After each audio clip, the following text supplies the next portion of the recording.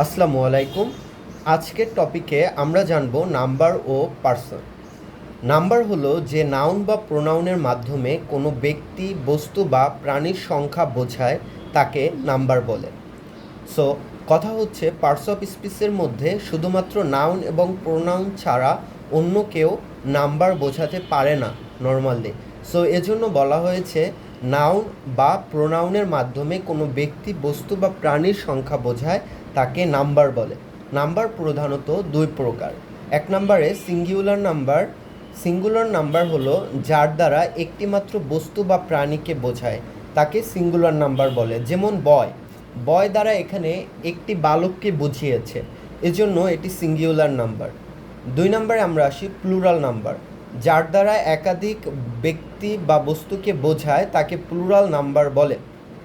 যেমন বয়েজ, এখানে একাধিক বয়কে বা বালককে বুঝিয়েছে, এজন্য বয়েজ হচ্ছে প্লুরাল নাম্বার।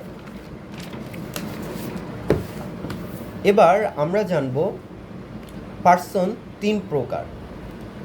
প্রথমত ফার্স্ট পার্সন। ফার্স্ট পার্সনে থাকে আমরা, I, we, me, us. Second person হলো ইউ, ইয়োর। থার্ড পার্সন হলো হি, শি, ইট, দে অথবা যে কোনো নাম। এরকম নাম হতে পারে কোনো রহিম, করিম, ঢাকা, কোনো কান্ট্রির নাম হতে পারে। সো যে কোনো সিঙ্গুলার নাম। এবার আমরা নিচের চারটা একটু দেখে নিব। ফার্স্ট, সেকেন্ড এবং থার্ড পার্সন এই তিনটার জন্য সিঙ্গুলার এবং প্লুরাল নাম্বারটা কেমন হয়ে থাকে। ফার্স্ট পার্সনে আমাদের যেটা আই, যে সাবজেক্টটা আছে, এটার প্লুরাল ফর্ম হচ্ছে উই। সেকেন্ড পার্সনে ইউ, এর প্লুরাল ফর্ম ইউই হয়। থার্ড পার্সনে হি, শি, ইট বা নাউন, এগুলো হচ্ছে সিঙ্গুলার নাম্বার। তার মানে থার্ড পার্সন সিঙ্গুলার নাম্বার হলো হি, শি, ইট অথবা নাউন। এটা খুব সুন্দর করে মুখস্থ রাখতে হবে। ফার্স্ট পার্সন সিঙ্গুলার হচ্ছে I, second person singular you, second person প্লুরালও ইউ, এবং থার্ড পার্সন প্লুরাল হচ্ছে দে। এবার আমরা যেটা জানব সেটা হচ্ছে প্রোনাউনগুলোর সাবজেক্ট, পজিটিভ ফর্ম এবং অবজেক্ট। আই, এটার পজিটিভ ফর্ম হচ্ছে মাই, অবজেক্টিভ ফর্ম হচ্ছে মি।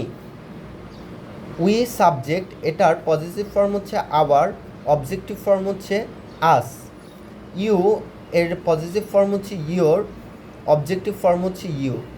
হি, এটার পজিটিভ ফর্ম হচ্ছে his, objective form him. She, এর পজিটিভ ফর্ম হার, অবজেক্টিভ ফর্মও হার। ইট, এর পজিটিভ ফর্ম ইটস এবং অবজেক্টিভ ফর্ম ইট। দে, এটার পজিটিভ ফর্ম দেয়ার এবং অবজেক্টিভ ফর্ম দেম। সো ধন্যবাদ সবাইকে।